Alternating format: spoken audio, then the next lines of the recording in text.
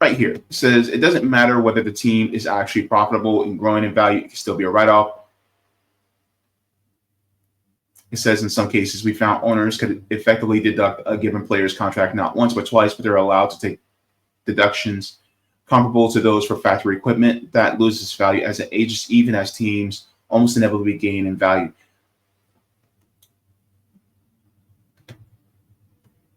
That player's property just that player essentially is being taxed like their chattel. Doesn't that interest you? It's interesting because it's just like you can take taxes on a player on their income. Wild, right? They're allowed to take deductions comparable to those for factory equipment that loses its value as it ages, even as teams almost inevitably gain in value. That sounds like they're being viewed as chattel. It is not your fault that you're poor. When I say something like that, people go, "What? No, it's your fault that you were lazy. It was your fault that you didn't apply yourself." When in reality, we actually live in a system where people can actually inherit millions, if not billions of dollars just by existing.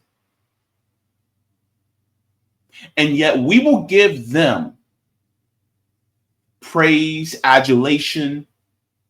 We'll give them all the attention in the world just because they were born, just because of the pedigree that they have inherited.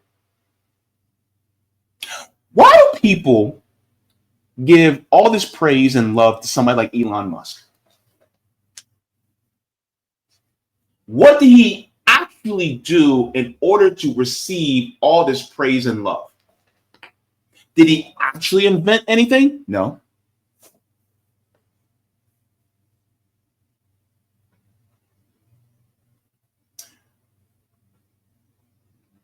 He was just a kid that was born rich.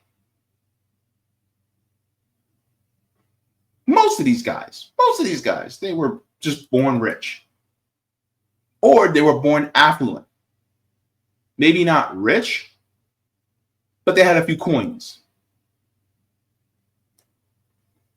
And a lot of them, they got their coins because, well, their family was in the business of exploitation.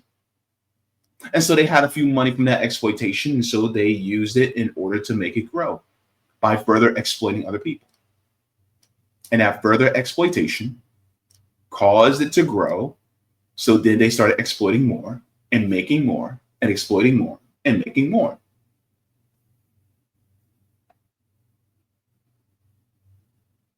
I want to get into this, but first I want to share another video. And then that will translate into the article that I want to talk about. We don't talk about this particular state very much because it's not really in the news that much. But have you ever been to Montana? I've never been to Montana. I've never even considered going there. But the income inequality in Montana is very stark. Let's go into this. I love More Perfect Union because they do great work. So let's get into this. Living the campers, urban campers, as they call us. A lot of us got jobs. The prices in Bozeman, or Bose Angeles, as they call it, everything's expensive here. Welcome to Montana, a state with gorgeous landscapes, sprawling wilderness, and natural resources that have attracted settlers, prospectors, and vacationers for centuries. But what happens to local residents when the government caters exclusively to those outsiders, tourists, and the ultra-rich? It means that some of the wealthiest people in the country are buying multi-million-dollar vacation homes, and private equity is betting on luxury resorts and high-end development. Yeah, I guess this is as close as we're going to get. So the Yellowstone Club is the only private ski resort in the world. And meanwhile, just miles away in towns like Bozeman, housing is now some of the least affordable in the country. It's harder for a Montanan to buy a home than a Californian or a New Yorker. And people working full-time find themselves living on the street. They're talking about affordable houses. These places like the apartment over there and all of them, they're anywhere from $2,500 and up. The crisis is dividing residents across class lines. If Bozeman is too expensive to live in, choose another place to live. And Montana's politicians are making housing central in their campaigns. As long as we got folks that want to come to this state that have hundreds of millions of dollars in their bank account, they want to make Montana into a playground for the rich, we're going to have a hard time having homes for working class people. At the same time, a movement of tenants and unhoused people in Bozeman are fighting for the right to housing, even as the governor cuts taxes for the wealthy and blocks the policies that could create real change. We're going to go to 3 towns that represent the past, present, and possible future of the state. Each of those stories will show us how the ultra-wealthy are reshaping the American West. So, this is affecting everyone.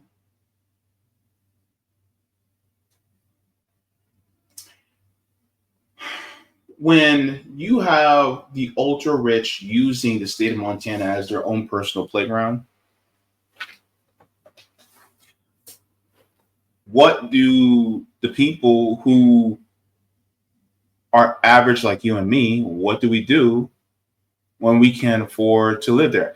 And let's be real. How many people are suddenly moving to Montana? Not a lot, right? There's more people that live in places like California, Illinois, New York, Texas, Florida. These are, big population centers. How many people are flocking to Montana? And yet the income inequality is still extreme.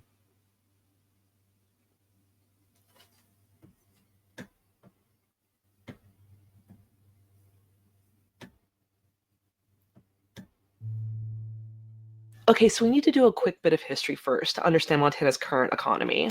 Let's go back to the late 1800s. An hour west of Bozeman is Butte, Montana, a mining town that once produced 1/3 of the world's copper. Butte was once called the richest hill on earth, and local copper barons vied for control over the mines. At the turn of the century, some of the richest families in America lived in Butte. They were called the Copper Kings: Clark, Daly, Murray, Hines. But workers in those mines started organizing around the principle that a handful of people shouldn't be the only ones who benefited from the massive wealth being generated by this industry. The unions were powerful and militant. Some of the most violent strikes and union battles in history happened in Butte. There were years of unrest, but ultimately the workers won a lot of concessions. And for decades, Montana had some of the lowest income inequality in the country. Unfortunately, this wouldn't last. Most of the mines closed in the 1980s, and later a few reopened without a union. As mining and timber declined, the state made a choice to advertise itself as a destination for skiing and outdoor recreation. The powder? Well, it's dynamite. Today, tourism has replaced mining as Montana's biggest industry. Montana is creating a new generation of haves and have-nots, with some of the fastest growing income inequality in the country. And the modern Copper Kings are real estate developers and private equity firms. So I want you guys to keep in mind private equity firms. This is why the person in the center of the thumbnail is Larry Fink. Larry Fink is the CEO of Vanguard or BlackRock. I think it's Vanguard. But you have Larry Fink. And so these companies are some of the companies that own a little piece of every single company that you can pretty much think of in the United States. And so now they're the ones who are literally essentially using the state of Montana as their own little playground. Now, I want to share something before we move forward. because I think this is really important. Shout out to Roger for this, but this is the out of reach from the National Low Income Housing Coalition. Here's Montana. So you need to make $20.73 an hour to afford a 2-bedroom. It's one of the least expensive states, but the income inequality is stark. So minimum wage in Montana is $10.30 an hour, right? Which means you have to work 64 hours a week in order to afford a modest 1-bedroom home at fair market value. Let's take a look.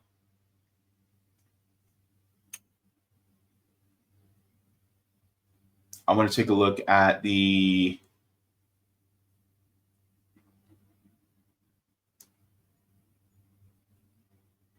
want to see the most expensive areas. I should have went to the, what you call it?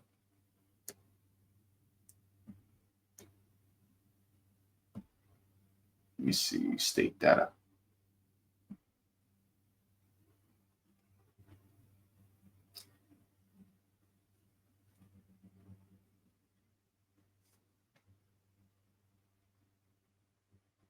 I want to see what's the highest area.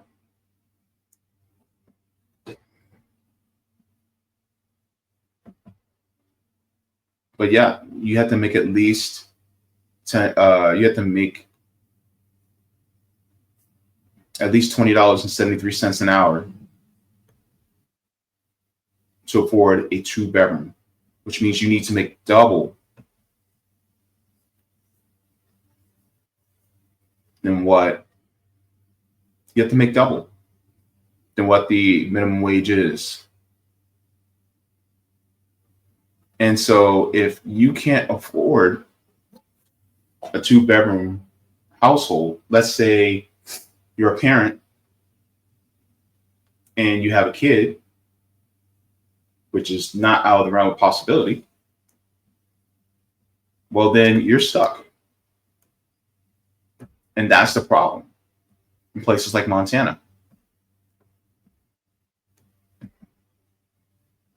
And this is number 42 as far as the most expensive state. But even then, people are suffering in this state. So let's get back into this video. And let's talk about the ultra rich and why they are the source of poverty. And the workers that are left out of this modern extraction economy are people like Charles Allen Touchton. What you got? What you doing, Miss Going T? to your eyes. Yeah. Yeah, What did I do? running that way. It's probably where. Looking good on camera, Charles. Yeah. It's hard to make this mug look good. During the pandemic, remote workers flocked to Bozeman, and there was a 36% jump in people who make over $200,000 a year. In that same time period, Governor Gianforte made Montana a tax haven for the wealthy. Since 2021, he's cut taxes for the 1% and slashed corporate taxes. Housing prices have soared. The average single-family home in Bozeman is now over $830,000, and the average rent is up to $2,500. The housing crunch has led a lot of people like Charles Allen to live in their vehicles, and it's overwhelmed the shelter system in the city. We ain't got but about a month, and all this green grass and all you see is going to be under snow. So at least by October, by Halloween, there'll be 2-3 foot of snow on the ground. Charles. So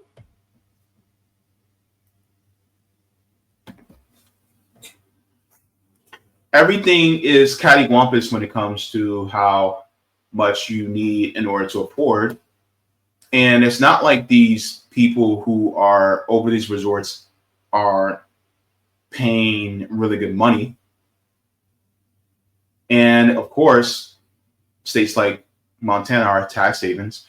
By the way, we don't have a state income tax here in Florida. So of course, there's a lot of people, particularly people like Donald Trump, is one of the reasons why he likes living here, because there's no state income tax.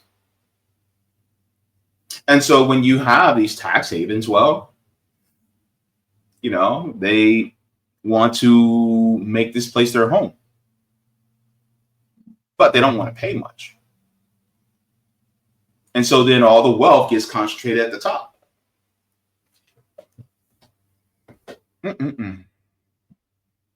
Charles Allen moved to Montana to lay stones at the Yellowstone Club, a resort in Big Sky, Montana.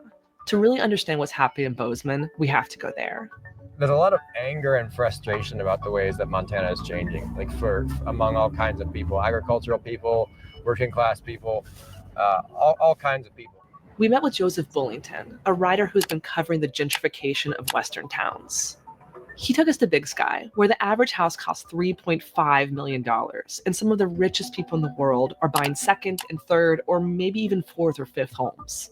Yeah, I mean, it's just like it's a resort and tourist town. Really, it's not a place where locals come and just like hang out unless they're here to work. Yeah. Actually. Cross Harbor Capital Partners is a private equity firm based in Boston that has been funneling money into the region for over 20 years.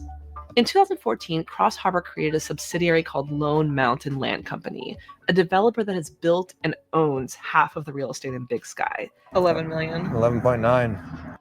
Cross Harbor Capital also owns the Yellowstone Club, built in the 1990s as one of the most exclusive and well-guarded private resorts in the country. The Yellowstone Club was first built by timber baron and ski enthusiast Tim Blixeth, who bought and traded thousands of acres of land from the Forest Service. The club went bankrupt after a series of financial blunders and fraud in 2008. Real estate developer who founded the high-end Yellowstone Resort near Big Sky has been accused of illicitly pocketing hundreds of millions of members' dollars. And that's when Cross Harbor Capital stepped in to scoop it up for a bargain price of $115 million. Oh yeah, so here we are. There's the gate. We're not going to be going in there. It looks like they have it closed off, so we might have to turn back around here. I mean, yeah, I guess this is as close as we're going to get. But yeah, you can kind of look up in there a little bit. There's a golf course out there somewhere. Clubhouse membership costs the price of one of their multi-million-dollar homes, plus like some annual dues. Some of the members include Justin Timberlake and Tom Brady, as well as some very rich people who you've maybe never heard of. Waffle House chairman Joe Rogers Jr., Blackstone CEO Steven Schwartzman's son Teddy, the guy who founded Slack. Recent reporting from Forbes showed membership was up to $78,000 a year and a one-time payment of $500,000. And like Joseph said, the cost of buying or building your own mansion. Yellowstone Club sits at the edge of Big Sky, and to the east are the gates of the Yellowstone National Forest. I think that the reason that wealth is moving so steadily into this area, to like the greater Yellowstone area, is because Yellowstone is known for being one of like the last intact ecosystems on Earth. This kind of growth has its own ecological consequences. Cross Harbor Capital has expanded Yellowstone Club to 885 members and has made the club into what amounts to a standalone city. Work trucks, vans, and commuters drive up and down the road leading to the club, which employs about 1,700 people during its peak season. 74% of the workers in Big Sky commute, and most of those workers live in Bozeman. Big Sky. So thinking about this, and when it comes to the wealth income inequality, 1,700 people during this peak season, you don't have that many people working for this company, and how much are they making? And if you're not part of that company, then if you're making below that,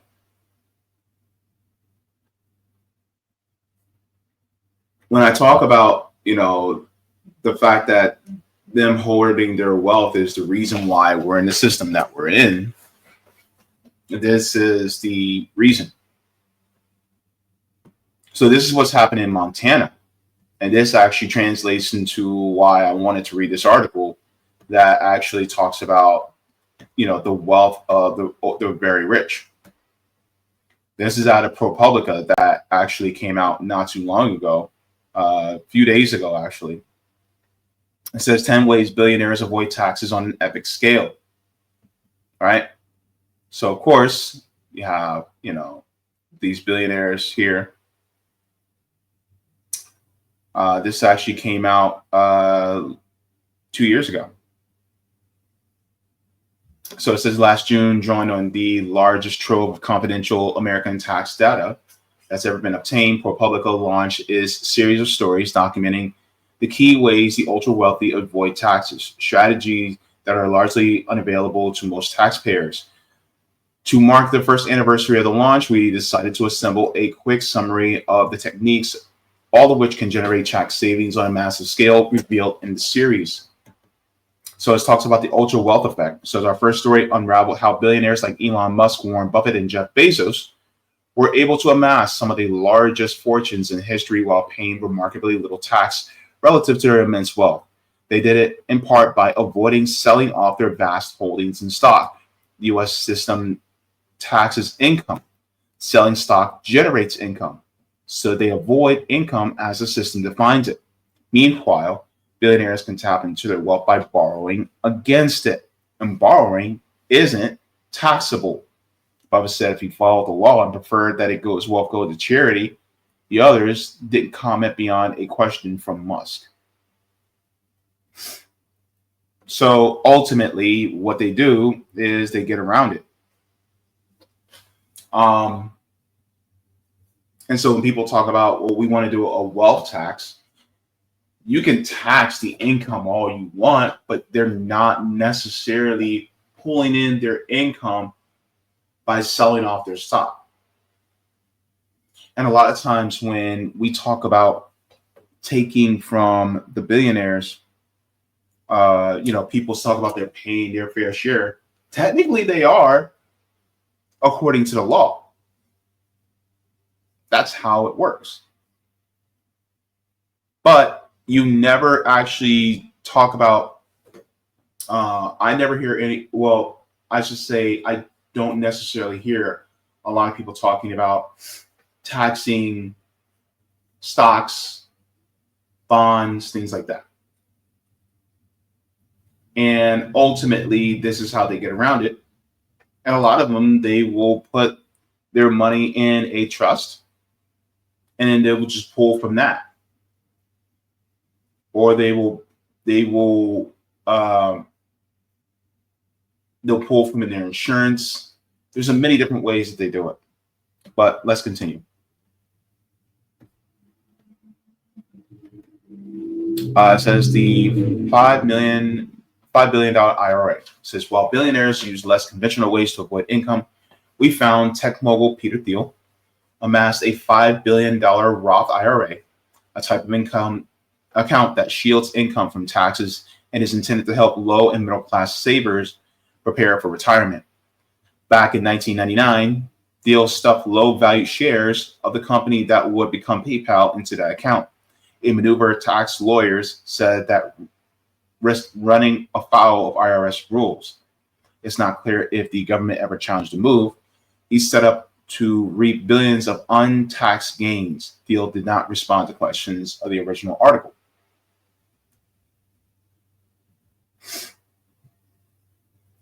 That's another one. Number 3 says the billion dollar parlor trick, turning high tax rate trading into low tax rate income. Even when tech billionaires do show income on their tax return, they tend to pay relatively low income taxes. That's because the type of income they have, gains from long-term investments such as from stock sales, are taxed at a lower rate. But what do you do if you're making over $1 billion a year and it's largely from short-term trading? Do you just accept that you'll pay a higher rate on all that income?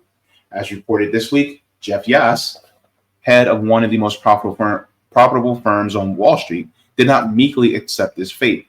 Instead, his firm, Susquehanna International Group, found creative ways to transform the wrong sort of income into the right kind, generating tax savings that exceeded $1 billion over just 6 years. Susquehanna declined to comment, but in a court case that centered on similar allegations, it maintained that it complies with the law.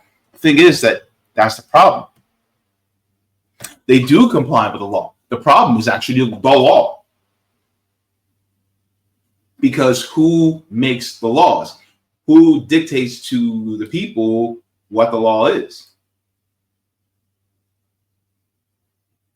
They make themselves sound like they're all altruistic, not altruistic, but that they're noble and saying, well, we follow the law. But then when we try to get the law changed, then that's when they're the ones who are wanting to bash our heads in.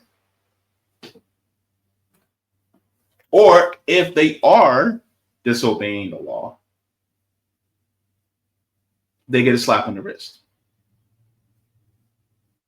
This reminds me of, the story that I was talking about with Rick Scott, senator from Florida, when he did the Columbia scandal, where he scammed basically Medicare out of billions of dollars.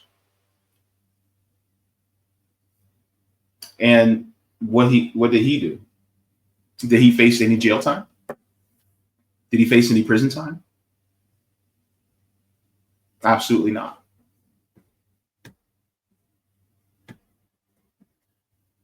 This one, number 4, is very interesting.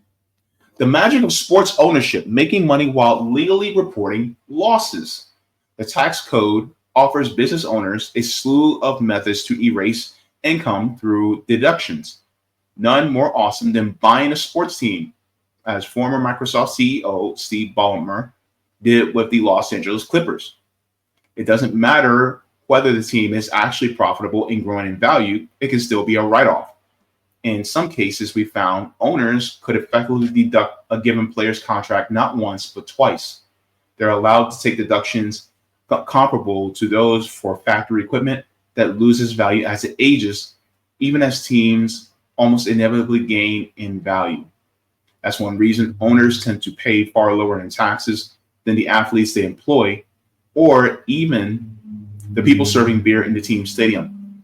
In our story, we found a Clippers arena worker who made $45,000 a year and paid a higher tax rate than the billionaire Ballmer. Ballmer says he pays the taxes he owes. This reminds me.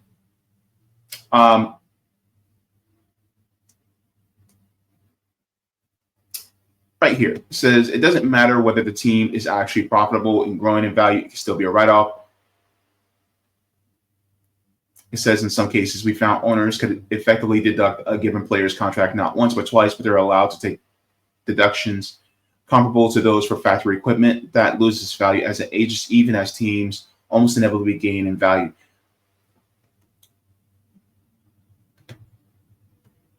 That player's property,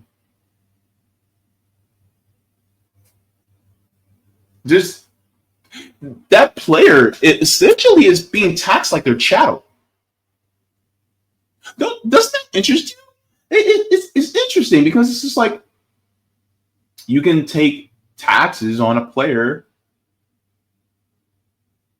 on their income. Wild, right? They're allowed to take deductions comparable to those for factory equipment that loses its value as it ages, even as teams almost inevitably gain in value. That sounds like they're being viewed as chattel.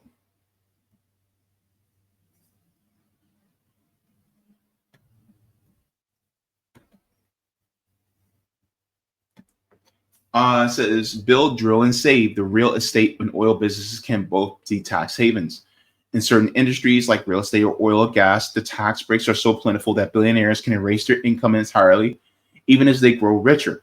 That's how real estate developer Stephen Ross, who also happens to own the Miami Dolphins, went 10 years without paying any income tax. Ross said that he followed the law. Another mogul, this one is in the oil business, managed to tap a near bottomless well of write-offs via one of the biggest oil spills in history. The mogul's representatives did not respond to requests for comment. And so when we talk about, getting out of the fossil fuel industry, this is why they don't want us to do it.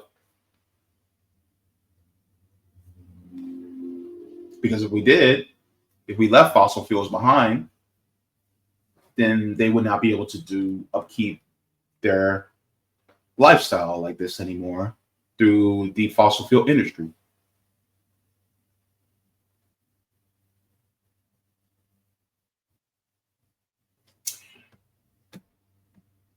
And those tax dollars would actually be more beneficial going to the people who are at the bottom. Number 6, even billionaire hobbies can pay off at tax time. Deductions from hobbies and side projects, which the ultra wealthy can structure as business, are another fun option for some billionaires. It's racehorses. We found that 6 owners of thoroughbreds at the 2021 Kentucky Derby had taken a combined $600 million in tax write-offs on their horse racing operations. For others, like Beanie Babies founder Ty Warner, it's luxury hotels. The billionaire splurged on a couple of landmark Four Seasons locations and then went 12 years without paying any income tax. So owning sports teams, owning horses, yet they do not pay much in taxes. Meanwhile, those people who may be disabled, they're not getting much. People who are on Social Security retirement aren't getting much. And if you were to increase the cap on income, or if you were to expand the tax on Social Security into stocks and bonds and tax on real estate, as well as certain goods like art, if you were to increase the tax for that and expand it to those areas, imagine how much more we would have for the public goods that we need. Imagine if we took some of that money and put it into housing, urban development, so that we can actually help expand programs like Section 8. But they don't want us to do that, because then that means they have less money.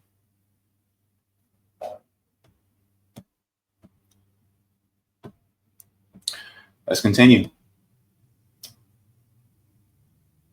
7, think your taxes are too high? Change the tax laws. Sometimes it pays to fight for a new tax break. For the billionaires who contributed millions to Republican politicians, the payoff came in the form of Trump's big, beautiful tax cut to pass through businesses. We found that the change sent $1 billion in tax savings in a single year to just 82 ultra-wealthy households. Some business owners also boosted their savings with a trick. They slashed their own salaries and categorized the money instead as a pass-through income. So, we, people like yourself and me, we cannot influence politicians in order to make it so that they would lower the taxes or increase the minimum wage so that we can actually have a living wage, because how many of us have enough money to just buy off a politician? Should we have to buy off a politician in order to have these things? We shouldn't have to, but we do. But they do, because that's what they want. And the tax laws really should be something that benefits the public good. But that's not how they do it. They make sure that it benefits a small portion of people themselves. And we can go after Donald Trump for that tax cut, which is absolutely true. We should. But why aren't we going after Joe Biden, who kept most of those tax cuts in place? We can go after George W. Bush for his tax cuts. But why aren't we going after Barack Obama, who kept a lot of those tax cuts in place? See, both parties, they work together. One will rack them up, and the other one will break. They help each other to keep the corporate dictators on top. True story.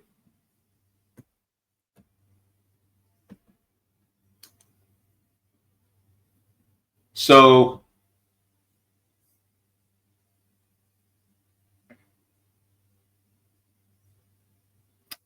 this, I'm not going to read the entire thing, but ultimately, these billionaires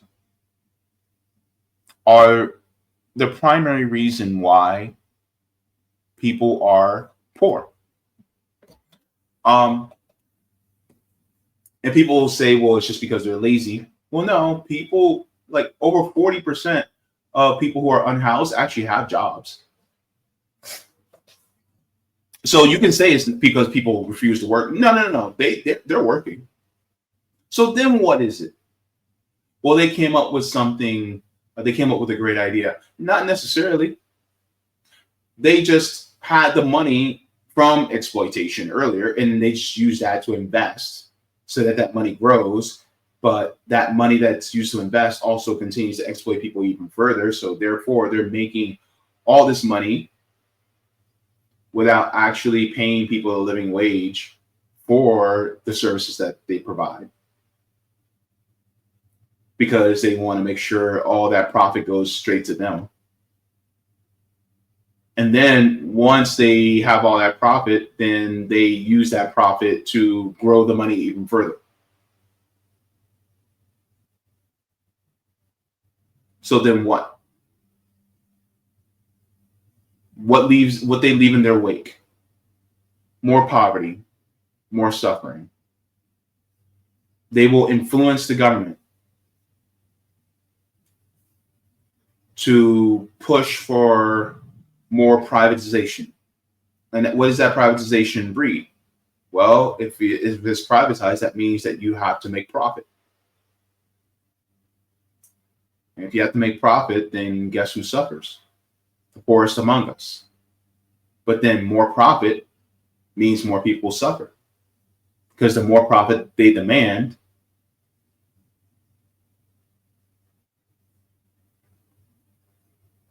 then it is more people who can't afford it. More people who can't afford it.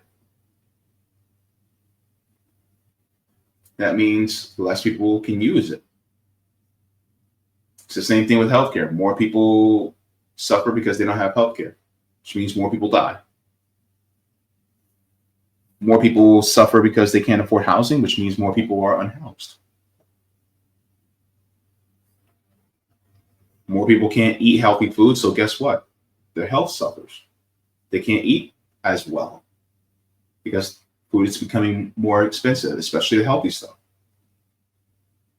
All because these billionaires, these CEOs, they have to get their dividend checks. And then they don't want to put it back in the system because they want to hoard it all for themselves. These are the people who make our lives worse.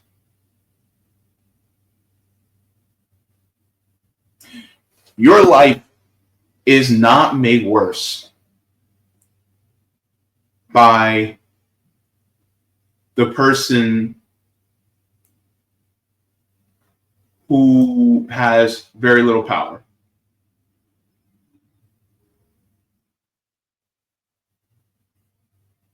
Your life is not necessarily made worse by the person who is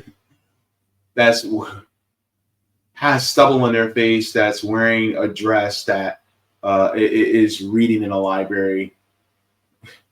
Your life is not necessarily made worse by the person who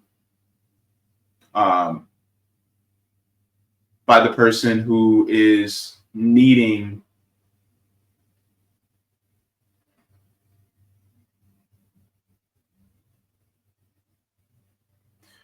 it's not made worse by the person who's needing.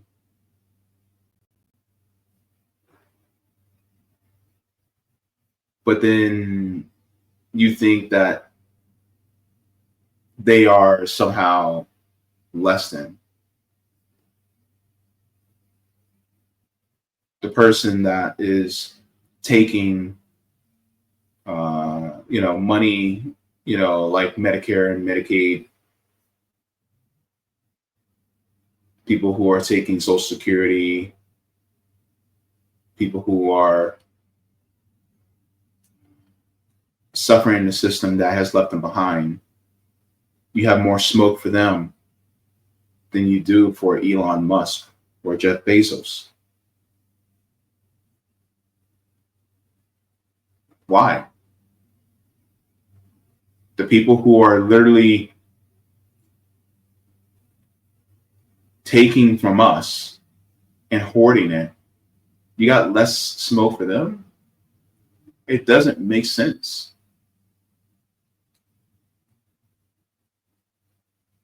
And then on top of that,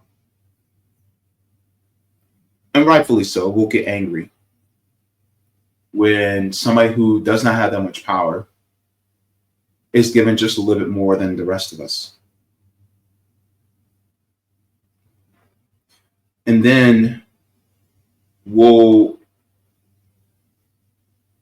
fight against that person who doesn't have much power, but we don't have any smoke for these billionaires that are manipulating our politicians in order to make the system is the way it is.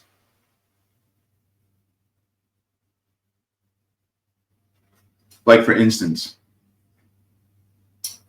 and I keep picking on him because, well, number one, he puts himself out there. But, you have people like Elon Musk, you have people like the Koch brothers who encourage these sanctions that happen in these countries, like Venezuela. It could be Honduras, Guatemala, what have you, Nicaragua. And they keep these countries destabilized so that they can own the mines and the oil fields, where the fossil fuels are kept.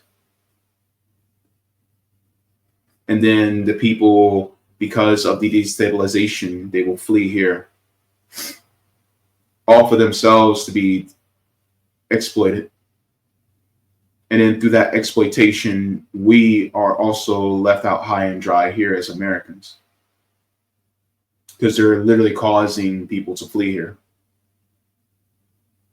And yet they're the ones who don't have much power, but we're hating on them, when in reality we should be hating on the people who are pushing our government to keep the destabilization in place.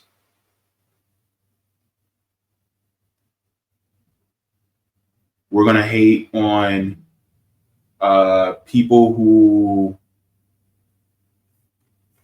we're going to hate on people who are LGBTQ for just wanting to live their own personal lives.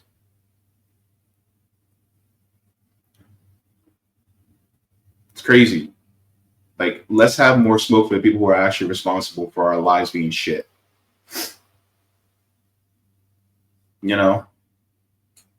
That's like being with a horrible spouse, but then you blame the kids for what the spouse is doing. It's like, go to the source. I don't know, man. I was very enthusiastic about doing this particular. Segment, but I'm at a point right now where I look at these Harlan Crows, these Larry Finks, these Peter Thiels, these Elon Musks, these Jeff Bezos, these Bill Gates people. I'm looking at the ones who we don't even know their names. And ultimately,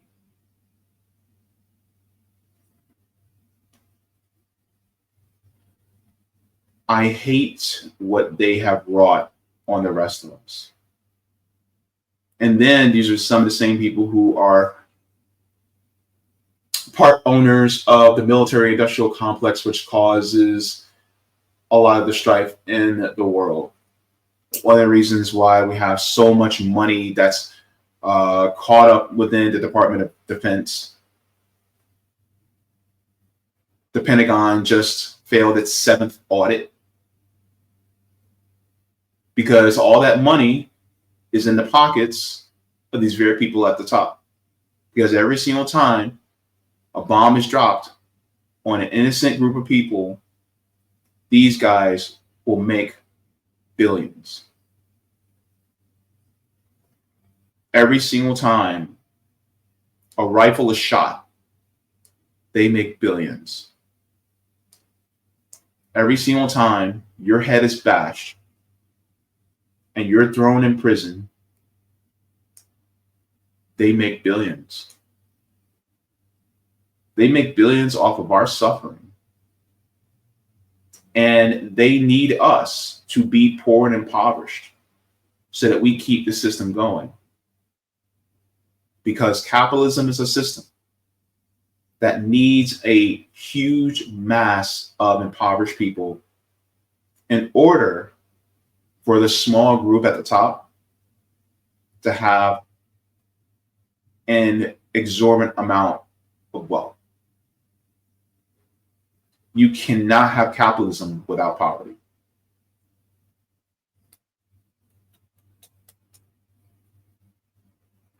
And I'm trying to purse my words very carefully because I don't want to say something that will get me kicked off this platform.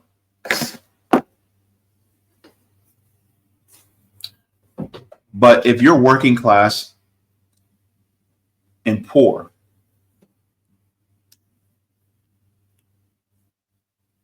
people look at me weird when I say it's not your fault. Because ultimately, it's not. Because you literally live in a system where you give more than you take. Because the takers are the ones that are running the system.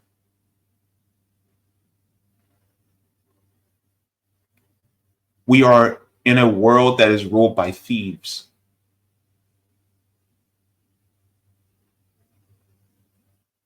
And how do you feel when someone steals from you?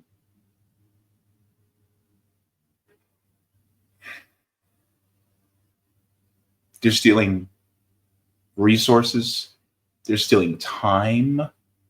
They're stealing lives.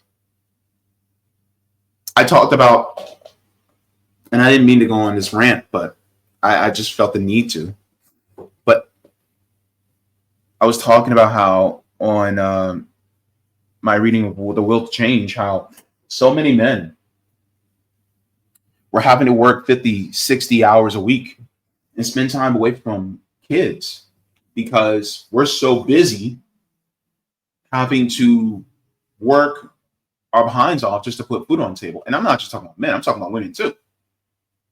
But then because we don't get enough time with our kids, then what? We don't have as good of a relationship. And is it really the fault of the father having to work all this much? It's the system in itself. Because I can try to make time with you all I want. But that time either has to be used either keeping you housed or being unhoused with you, but we get more time together. That's not fair. It's not fair that parents have to choose between spending time with their newborn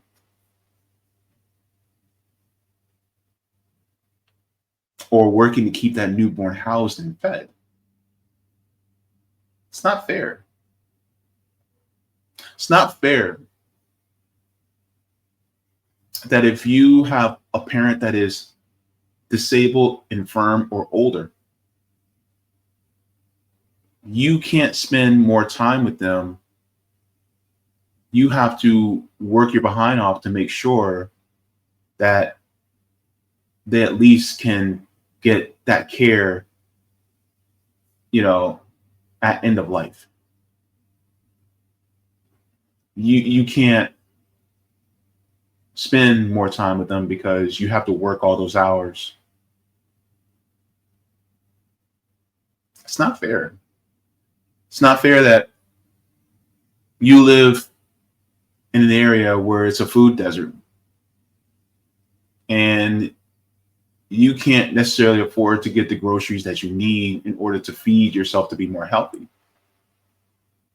And then you have to go to the doctor because you're not as healthy, but then those bills from the hospital because you were unhealthy from not eating as well as you could.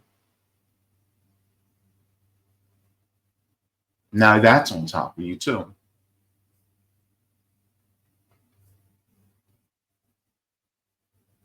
And so every single time I hear about these guys talk about, oh, we're going to make government more efficient. Fuck it. I'm going to say his name again. Elon Musk talk about, oh, we need to make government more efficient. I'm like, this system is inefficient because it doesn't take care of people. And then he's the same one that will cry about, oh, well, we're not having as many kids being born. The birth rate is low. Why do you think the birth rate is low, Elon? Because we can't afford them. If we can't afford them, we're not having them. Oh, but you'll be the same guy that will get mad at us for having all these babies. And then we got to take care of them. Well, guess what? We're being responsible. And now we're being responsible. And now you're mad that we're not having more. Maybe, just maybe, if people actually made a living wage. Maybe, just maybe, if people actually had housing guaranteed. Maybe, just maybe, if people had healthcare guaranteed, we would have. By the way, when Elon talks about the birth rate, he's talking about the birth rate of white babies. He's not talking about the birth rate of everybody else. Racist fuck. And so my biggest issue, and I don't know. Thank you so much for sticking with me for this rant. Is that this is why we talk about changing the system. Really from a fundamental level. I don't know, man. I see people falling for Donald Trump. And I'm like, the same people who fell for Donald Trump, you guys are no different than the people who fell for Kamala Harris. But I can't necessarily blame you because you're desperate. We're all desperate. We all are aching for something better. I'm just hoping that you wake up soon to realize that neither one of these people, neither one of these parties, this system will not save you. I'm just hoping that my Black Americans realize that Black faces in high places are not going to save us. I'm hoping and wishing and praying that we realize that we need to come together and take the bigotry that we have against other groups and put it away, throw it away in order to unite with one another so that we can actually have something better. I'm hoping for that. Because every single time we get even some semblance of a hold of what we need to do, somebody says or does something stupid, and then next thing you know, it all falls apart again.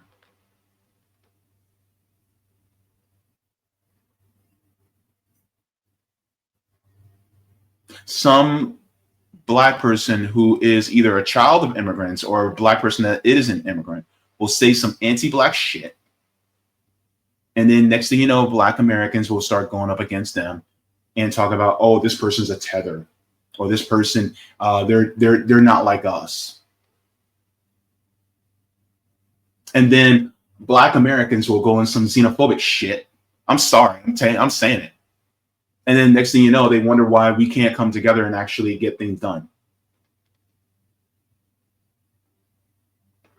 And then somebody who is non-Black, who comes in from another country that's an immigrant, will say some anti-Black shit.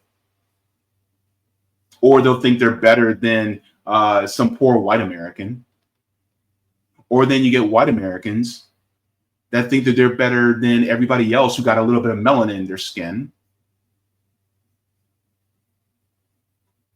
all because of some propaganda that we've all been fed in order to fight against each other. And the thing is like, and then on top of it, anybody that has any type of difference will use these metrics, these Eurocentric Judeo-Christian metrics that makes us feel better about ourselves because we feel that we're more superior, more moral than somebody just because they're a little bit different, when that person's not harming anybody. And then we'll focus on them instead of focusing on the people who I put in my thumbnail.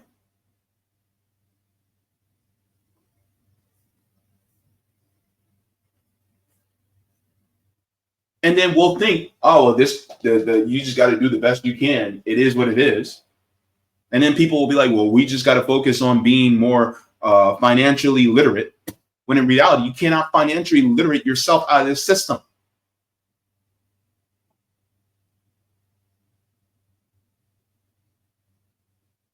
I'm pissed.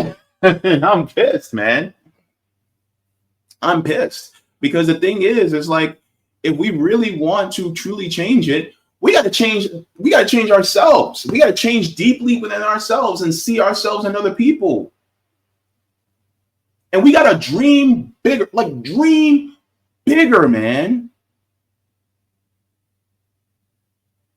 I don't want just a nice house, a nice car, and vacations for myself. No, I want it for everybody. Remember when I said in the previous segment about Extreme Makeover Home Edition? I want everybody to win. I want the world to win, man. I want the world to win. I don't want some small little subset of people to win. I want everybody. I want all y'all to win.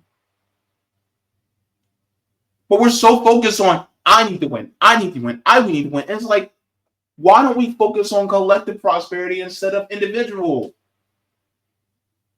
This is what the Chinese got right. Now, they may not be perfect. They got some flaws, yeah. But one thing they got right is collective prosperity. Hell yeah. If this planet burns up to a crisp, none of us are making it out. If this planet burns because of a nuclear holocaust, none of us are making out of it. But it also means that we have to take the bigotry that we may have in our minds and hearts and put that to the side, because you can't have solidarity with somebody who has bigoted views.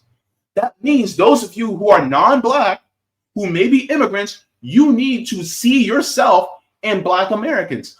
Maybe some of you who are Black Americans need to see yourself in people who are immigrants and see the whole reason why they may be coming here.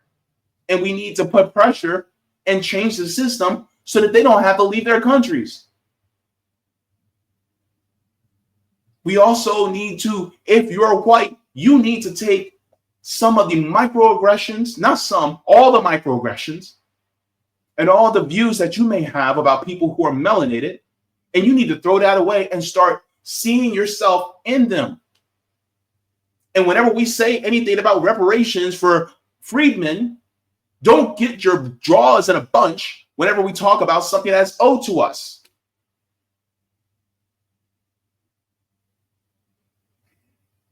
I'm pissed. And I'm pissed because some of y'all are unhoused. I'm pissed because some of y'all don't have health care. I'm pissed because some of y'all don't have the adequate food that you need. I'm pissed because your mental health is taking a toll. And then that has a domino effect on your neighbors and your family. And then that happens to fall upon us all over the world.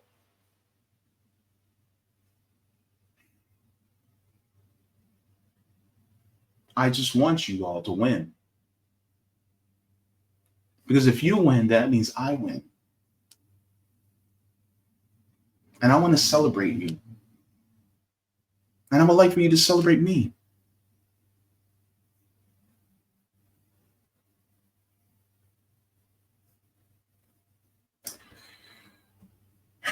I don't even know if I'm going to clip this, but It is what it is. Thank you so very much for watching my channel, and I deeply appreciate it from the top and bottom of my heart. If you wish to support the channel further, so I can keep bringing you content that is educational and informative, you can become a patron on patreon.com/Jaybefaunt. You can find that link in the pinned comment or in the description below. No matter what you give, you'll be supporting independent media and education that helps make the world better. Thank you so much, and you can watch more of my content here. Mwah. Forehead kisses, and have a beautiful day.